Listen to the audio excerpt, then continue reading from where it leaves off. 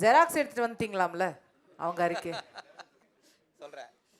அனைவருக்கும் வணக்கம். Super star யாருன்னு கேட்டா சின்ன குழந்தையும் சொல்லும். என்ன சொல்லும்? இப்போ திமுகவுடைய தேர்தல் அறிக்கை தான் சூப்பர் ஸ்டார்னு சொல்லும்.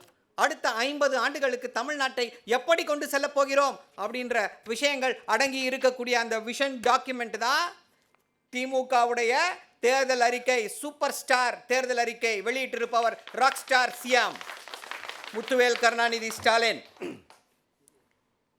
நம்ம தேர்தல் வாக்குறுதிக்கு நம்ம இதில் முக்கியமான ஸ்பெஷல் ஐட்டம் என்ன அப்படின்னு சொல்லி நம்ம பேச வேண்டாம். அவங்களே பாவம் நமக்கு எல்லா வகையான அட்வர்டைஸ்மெண்ட்டையும் கொடுத்துக்கிட்டே இருக்கிறாங்க. 8000 ரூபாய் கூப்பன். சரி, எப்படிங்க நீங்கள் ஃப்ரிட்ஜை பார்த்த உடனே நீங்கள் 8000 ரூபாய் கூப்பன் கொடுத்துட்டீங்க? இல்லை, எப்படிப்பட்ட வாக்குறுதிகளை அளிக்க வேண்டும் என்று திமுக ஒரு குழுவை போட்டு 3 மாதங்களுக்கு மேலாக அவங்க தமிழ்நாடு ஃபுல்லாக சென்று யாருக்கு என்ன குறை இருக்கிறது, எந்த விஷயங்களை நிறைவேற்ற வேண்டும் அப்படின்னு சொல்லி அப்படி ஒரு டெசிஷனை எடுத்து அப்படி ஒரு பிளானை எக்ஸிக்யூட் பண்ணி வந்திருக்கக்கூடிய விஷன் டாக்குமெண்ட் இது. இப்படி யாராவது செய்திருக்கிறார்களா? இல்லை, அந்த 8000 ரூபாய் கூப்பனை எந்த ஊரில் கேட்டாங்கன்னு சொல்லிட்டீங்கன்னா அப்புறம் அது எல்லா இடத்துலையும் தமிழ்நாடு ஒட்டுமொத்த தமிழ்நாட்டிலிருந்து கேட்கக்கூடிய குரல். யா, இப்போ அதிமுக வாக்குறுதி கொடுத்துச்சுங்க, கட் காப்பி பேஸ்ட்டுங்கன்னாங்க. அவங்க ஒரு என்ன சொல்கிறது, எப்படி அதை நம்ம விமர்சிப்பதுன்னே நமக்கு தெரியல. ஒரு 2 வாக்குறுதிகளை பற்றி மட்டும் பேசுகிறேன். காவலர்களுக்கு வாரத்தில் ஒரு நாள் விடுமுறை கொடுப்பாங்களாம். ஐயா, அதுக்கு ஜீவோ போட்டு 5 வருஷம் ஆச்சு. அதை தேர்தல் வாக்குறுதியாக கொடுத்துருக்காங்க. இப்படி ஒரு அவமானம் தேவையா உங்களுக்கு? கோயம்புத்தூரில் கிரிக்கெட் ஸ்டேடியம் கட்டுவாங்களாம். ஏற்கனவே கட்டியாச்சுங்க, அடிக்கல் விழா நாட்டியாச்சு. இப்படியா அசிறுத்தையாக இருப்பாங்க? இது எதை காட்டுகிறது அப்படின்னா, தமிழ்நாட்டு மக்களின் மீது இவர்களுக்கு அக்கறையே கிடையாது. எதையாவது ஒன்று தூக்கி போட்டுட்டு போவோம், ஏற்றுக்கொள்வார்கள். அவர்களுக்கு ஒரே கவலை தான், ஒரே கவலை, பாஜகவோடு கூட்டணியில் இருக்கணும். பாஜக கூட்டணியில் சேர்ந்த பிறகு அமலாக்கத்துறை நம்மக்கிட்ட வராது, வேறு எதை பற்றி நமக்கு கவலை கிடையாது.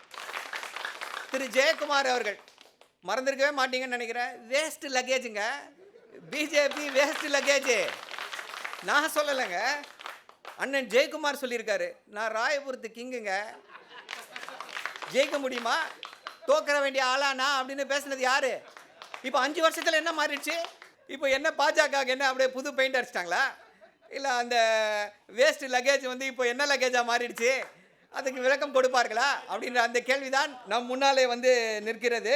ஒரு முக்கியமான விஷயம், அதை பற்றி சொல்லிவிட்டு அதுக்கப்புறம் அவங்க சொன்ன விஷயங்களுக்கெல்லாம் கவுண்டர் கொடுக்கலாம் அப்படின்னு சொல்லி யோசித்தேன்.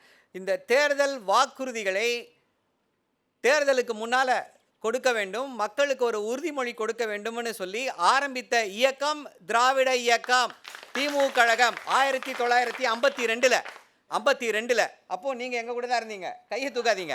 பல குற்றச்சாட்டுகள், அதை விட அடுத்து முக்கியமாக இந்த நம்முடைய தேர்தல் அறிக்கை, சூப்பர் ஸ்டார் தேர்தல் அறிக்கை, இதில் இப்போ என்ன கேட்டீங்க அப்படின்னா, சார் நிறைய விஷயங்கள் இருக்குது சார், ஒரே ஒரு விஷயம் சொல்லுங்கள் சார்.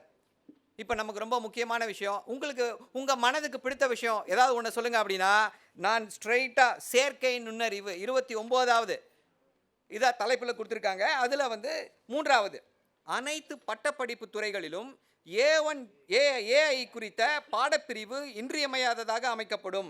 இதன் வாயிலாக அடுத்த 3 ஆண்டுகளில் AI அறிந்த பட்டம் படித்த மாணவர்கள் 8 லட்சம் பேர் தமிழ்நாட்டில் இருப்பார்கள். இதை ஏன் எனக்கு ரொம்ப ஹைலைட்டாக தோணுதுன்னா, இன்னைக்கு உலகம் முழுக்க ஆரக்கிள் கம்பெனி 30,000 பேருக்கு மேலே எல்லாரையும் பிங்க் ஸ்லிப் கொடுத்து வீட்டுக்கு அமிச்சிட்டாங்க. ஏன்னா அவங்க வேலையெல்லாம் ஆர்டிஃபிஷியல் இன்டெலிஜென்ஸ் எடுத்துருச்சு. இன்றைக்கி வந்து எல்லா சிலிகான் வேலி, பெங்களூராக இருக்கட்டும், இல்லை கலிஃபோர்னியாவாக இருக்கட்டும், எல்லா இடங்களிலுமே இது இன்றைக்கி ஒரு முக்கிய பிரச்சனையாக இருக்கிறது. இதை உணர்ந்திருக்கிறார் தமிழ்நாட்டின் முதல்வர். அதனால் இப்படி ஒரு திட்டம் மாணவர்களுக்காக. அடுத்து என்ன சொல்கிறாங்க, என்ன குற்றச்சாட்டு? சொன்னீர்களே செய்தீர்களா அப்படின்றாங்க. அதே கேள்வி இப்போ நம்ம திருப்பி அதிமுகவை பார்த்து கேட்டோம் அப்படின்னா எங்கே போய் மூஞ்ச வச்சுப்பாங்கன்னு தெரியாது. 2016 செல்ஃபோனு கொடுக்குறோம் அப்படின்னாங்க, கொடுத்தாங்களா? அவங்க யாருக்காவது வந்துச்சா செல்ஃபோனு? இல்லை. மானிய விலையில் ஸ்கூட்டினாங்க, எத்தனை பேர் வாங்கினாங்கன்னு நமக்கு தெரியாது. மானிய விலையில் ஸ்கூட்டி கிடையாது. பொது இடங்களில் வைஃபை கொடுக்குறேன்னாங்க, கொடுத்தாங்களா? கொடுக்கல. ஒவ்வொருத்தருக்கும் அதை விட பியூட்டிஃபுல், ஒவ்வொரு குடும்பத்திற்கும் நாளொன்றுக்கு 20 லிட்டர் மினரல் வாட்டர் அம்மா தண்ணீர் கொடுப்போம் அப்படின்னாங்க. கொடுத்தாங்களா? இல்லை. ஸோ இந்த பட்டியலை பார்த்தீங்க அப்படின்னா போய்கிட்டே இருக்கும். ஸோ தேர்தல் வாக்குறுதிகளை பற்றி பேசுவதற்கு அருகதையற்றவர்கள் அதிமுகவை சார்ந்தவர்கள். அதை விட முக்கியமாக என்ன சொன்னாங்க? எங்கள் தேர்தல் வாக்குறுதிகளை நீங்கள் காப்பி அடிச்சிட்டீங்க அப்படின்னாங்க. மகளிர் உரிமை தொகை 2021 தேர்தலில் மகளிர் உரிமை தொகை கொடுப்போம் அப்படின்னு சொல்லி தலைவர் வந்து வாக்குறுதி கொடுக்கிறார். சகோதரி தான் பேட்டி எடுத்தாங்க. ஆமாம், 1000 ரூபாய் கொடுக்குறேன்னு சொல்ல முடியாதுங்க. அது எப்படிங்க முடியாதுங்க, நமக்கு அந்த அளவுக்கு பணம் இல்லைங்க அப்படின்னாரு. யார் சொன்னா? உங்கள் எல்லாருக்கும் தெரியும் யார் சொன்னா. இப்போ யார் காப்பி அடிச்சா? இதுக்கு பெரிய ஒரு இது வந்து உடனே என்ன பண்ணாரு? 1500 ரூபாய் கொடுக்குறேன் அப்படின்னாரு. இப்போ யார் காப்பி? திமுகவை காப்பி. அப்புறம் என்ன பண்ணுறாங்க? அவங்களுடைய ஃபேவரட் பஞ்சிங் பேக், சட்டம் ஒழுங்கு சரியில்லை சார். எப்போ கேட்டாலும் நீங்கள் வந்து 2021 திரு எடப்பாடி பழனிசாமி அவர்களுடைய அறிக்கையை பார்த்தீங்க அப்படின்னா கீரல் விழுந்த ரெக்கார்டு மாதிரி பேசியிருப்பார். தமிழ்நாட்டில் சட்டம் ஒழுங்கு சரியில்லை. ஏன் இப்படிப்பட்ட ஒரு இதை கொடுக்குறாங்கன்னா, that is the easy accusation to make. அதுக்கு நீங்கள் எதையுமே பண்ண வேண்டாம். பேப்பரில் ரோட் ஓரத்தில் ஒருத்தர் சறுக்கி விழுந்துட்டான் பைக்கில் போகும்போது அப்படின்னா சட்டம் ஒழுங்கு சரியில்லைன்னு அறிக்கை விடலாம். அப்படிப்பட்ட ஒரு சூழ்நிலை தான் இவர்கள் வைத்துக் கொண்டிருக்கிறார்கள். சவால் விடுகிறேன், கடந்த 5 ஆண்டுகளில் ஏதாவது ஒரு குற்ற வழக்கில் இவர் இந்த கட்சியை சார்ந்தவர், இவர் செல்வாக்கு மிக்கவர், இவர் அதிகாரம் படைத்தவர் அப்படின்னு சொல்லி தமிழ்நாடு போலீசார் ஏதாவது ஒரு குற்ற வழக்கில் யாரையாவது தப்பிக்க விட்டிருக்கிறார்கள் அப்படின்னா சொல்கிறோம் சட்டம் ஒழுங்கு சரியில்லைன்ட்டு. ஆனா குற்றம் நடப்பதால சட்டம் ஒழுங்கு கெட்டுப்படவில்லை. குற்றம் நடக்குது அப்படின்னா அது அண்ணா யூனிவர்சிட்டி இஷ்யூ எல்லாம் கேக்குறாங்களே, அதுல எல்லாம் திமுக சம்பந்தப்படலையா? கிருஷ்ணகிரி கேஸ்ல திமுக சம்பந்தப்படலையா?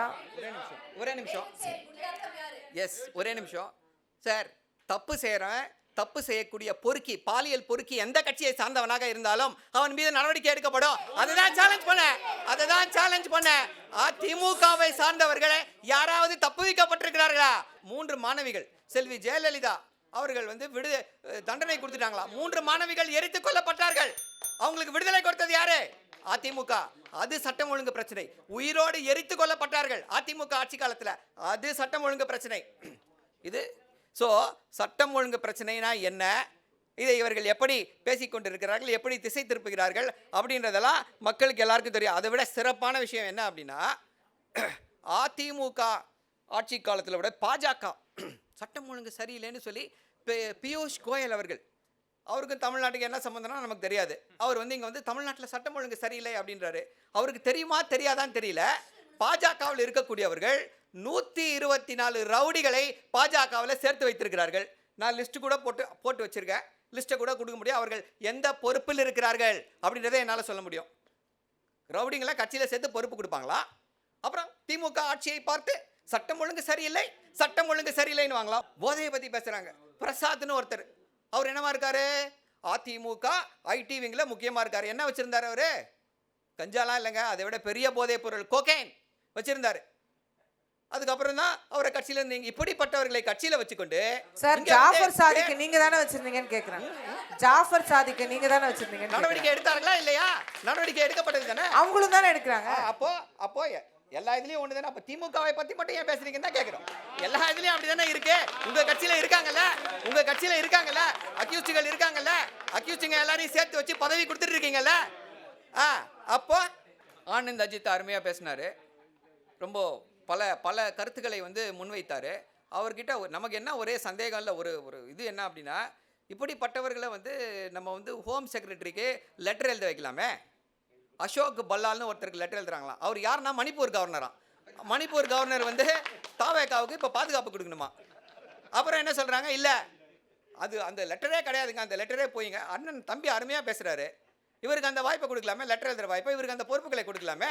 ஒவ்வொரு முறையும் தாவேகா இப்படித்தான் செயல்பட்டு கொண்டிருக்கிறது. 2026 தேர்தல் தமிழ்நாட்டு மக்கள் தெளிவாக இருக்கிறார்கள். தமிழ்நாடு வர்சஸ் டெல்லி, தமிழ்நாடு வர்சஸ் பாஜக, MK ஸ்டாலின் வர்சஸ் அதர்ஸ். இதுதான் 2026 தேர்தல் களம்.